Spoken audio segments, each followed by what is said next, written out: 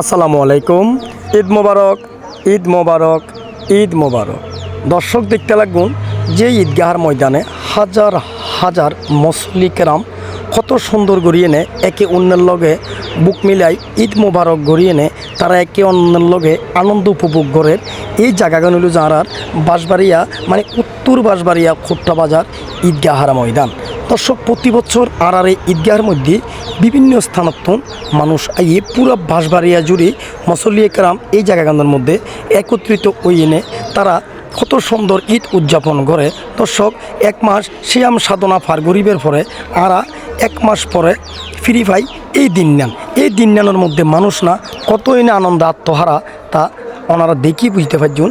ঈদ আরা মুসলমানের লাই কত বড়ই না একটা দিন, মানে ওনারা এই জিনিসখান হইয়ে নে বুঝাই না পারছেন।